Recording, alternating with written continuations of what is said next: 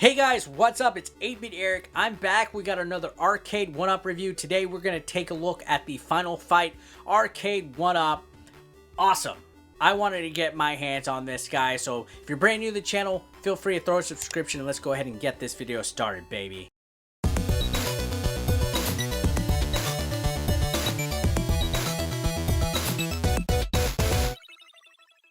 This time we have the Final Fight cabinet. It just came out with Wave 2, you know, the line that had Mortal Kombat, which I checked out Mortal Kombat 2 last week. If you haven't seen it yet, I will have a link below in the description, as well up in the card doohickey and all that. But guys, enough with Mortal Kombat. This is Final Fight, one of the most greatest arcade games of all time, and it's actually paired up with some other Capcom arcade hits. I wanted to find out, you know, is this as memorable as I used to enjoy it, which is why I went out and got it. But also, most importantly, the reason why I bought the Arcade1up Final Fight cabinet was because I found it on sale. So I'm going to give you guys a pro tip. There are some Walmarts out there that have this cabinet for $199.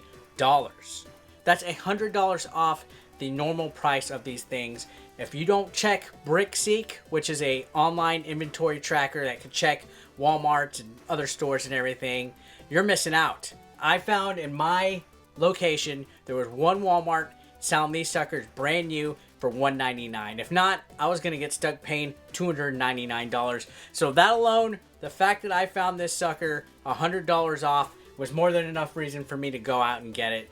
I'm going to be honest, if it was $299, I probably wouldn't have gone out and gotten it or even been in a rush to get it. But the reason why I wanted to get this game is because I grew up playing at least 3 of these games that are on here. This one has a great variety of arcade games on here. So let's talk about why that's important. Because for one, let's compare it. The Street Fighter 2 cabinet has Street Fighter 2, Street Fighter 2 Champion Edition, Street Fighter 2 Turbo. So basically 3 different versions of the same game. The variety really ain't there. Mortal Kombat 2 cabinet had 1, 2, and Ultimate 3. Some variety there, 3 games, but overall just the same type of game, a fighting game, nothing else on there. Well, this one has a little bit of everything. You have Final Fight, which is a beat 'em up game. Ghost and Goblins, which is a challenging platforming game. And then you have 1944, which is a shoot 'em up. And then you have Strider, which is another classic platforming game. So you have 2 platform gamers, shoot 'em up and a beat 'em up. So there's a variety of different games on here. I truly think for the bang for your buck, you got 4 games as opposed to not all of them have 4. A lot of them have only 2 or 3. So 4 is a good assortment, and each game is completely different than the other one, and they're all great hits. I mean, Ghosts and Goblins and Final Fight and Strider, really good classics in the arcade. So that's what drove me to it. Not to mention, looking at the actual design of the thing, you know, the marquee looks amazing. The design around the actual cabinet itself, everything. This is a really nice looking, slick black Arcade1up cabinet. Just like the Mortal Kombat one. I feel they really went all out with the Wave 2 line, making these look really great, really true to what the design was. And I love it. Now, there are a couple differences than the Mortal Kombat 2 cabinet. For one, the ball grips on the joysticks, these aren't bat grips, these are ball grips, which is real classic, retro, old school. It's not really needed for fighting games, but for these kind of games, ball grips do nice. I prefer bat grips, but these weren't too bad. These are actually really well done. And then we only have 2 buttons. We have an attack button and a jump button for Final Fight, and they do the job with all these other games. All these games only need 2 buttons, so these aren't fighting games where you need like 6 buttons or anything like that. So I believe overall it is a basic cabinet, but it has a really great look and it has a great variety of games. You got beat 'em ups again, shoot 'em ups, platformers, and yeah, for $199, I think honestly it was a great complete deal. So what we're gonna do now is I'm gonna show you guys a little bit of the gameplay, show you guys how the games work and everything like that, and then we'll close it up with some final thoughts, shall we? Alright, just like the other cabinets, there's the volume is probably my biggest discrepancy as far as how the sound goes. There's still just 1 speaker on these, but it's a speaker that actually packs a punch. Check this out. This is medium. That was medium. I'm going to start the game so you guys can hear a little bit better. So this is medium. Right there. Now let's turn it loud. Loud is actually really, really, really loud, especially with 1944. As you can see,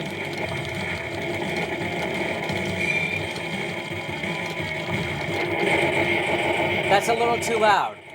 Medium, it seems a little too low though. So this one is kind of like, there's no happy medium between, you know, medium sound and loud sound. You know, it's only a switch that goes off, medium, and loud. So I would have liked to seen a little bit of a variety. Maybe a dial or something, you know, on the next wave. Anyways, 1944, I'm not too familiar with, if I'm going to be completely honest. I've only played 42 and 43, and mostly just on the NES. But if you played both of those, this one's kind of like an updated version.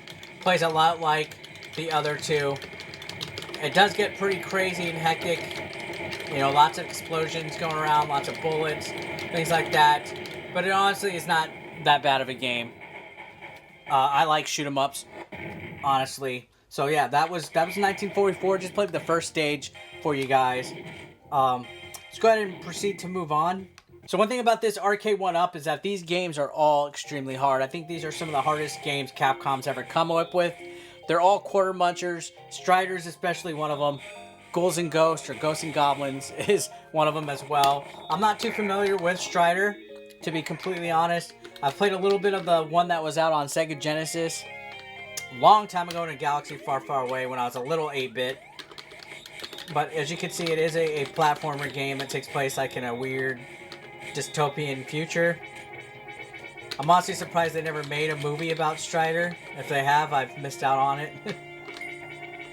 But it does have cool music, cool effects, cool looks.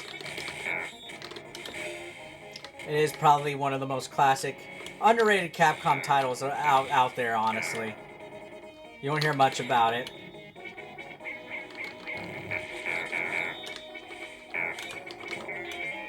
And I really, really suck at it. Maybe try not to get hit, right? I think that's what you guys are trying to tell me. So we'll go one more life.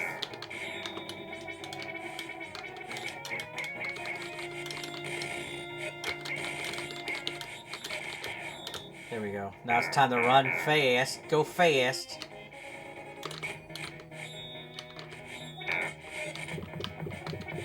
Look at these classic sound effects, guys.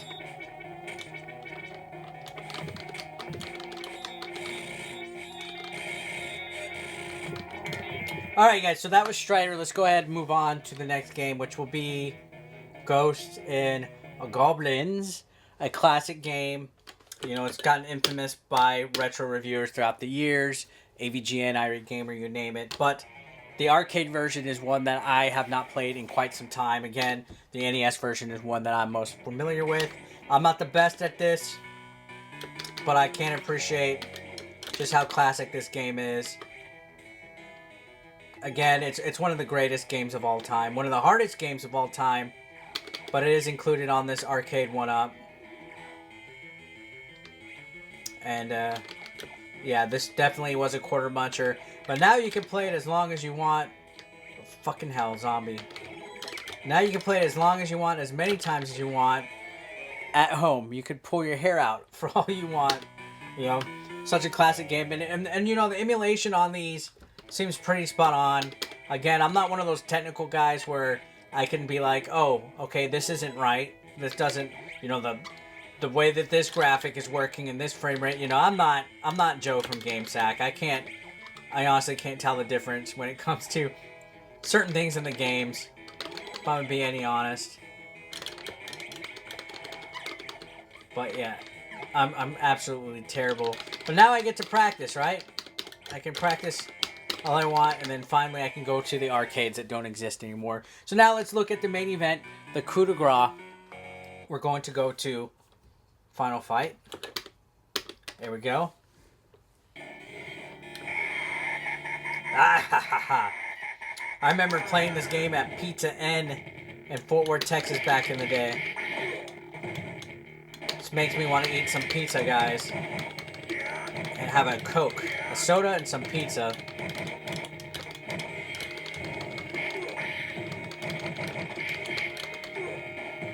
Yep, such a classic beat 'em up game. Sounds great, looks great.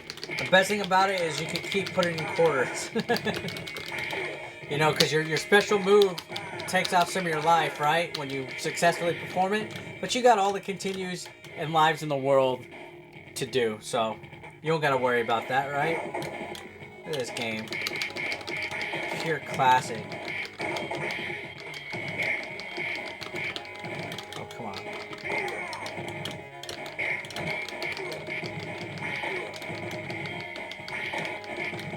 There we go.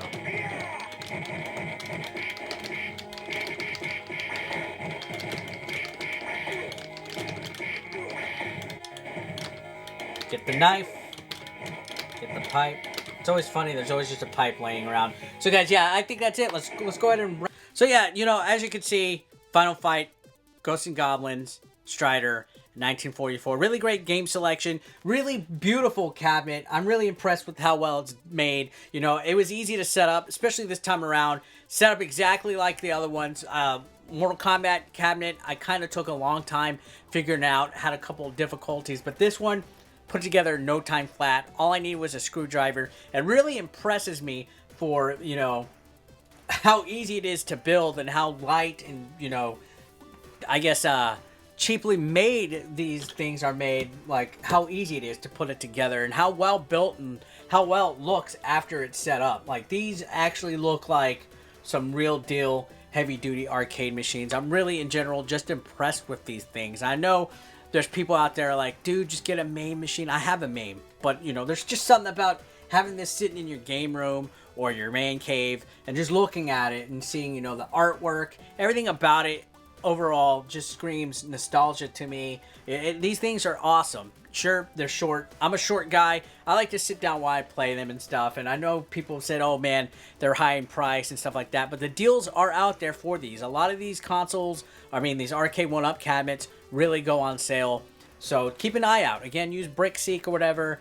I think this was well worth it, especially for $199, $299. I could probably see where I'm like, okay, I don't know about that. But $199 was more than well enough. I think this is great. I'm very happy with my purchase, guys. I don't think I wasted my money at all. So, guys, that's it for the review today. If you're brand new to the channel, feel free to throw a subscription. Don't forget to comment, like below, and I will see you on the next one. Peace out. Consider supporting 8-Bit Eric on Patreon for just $1 a month. Link below in the description.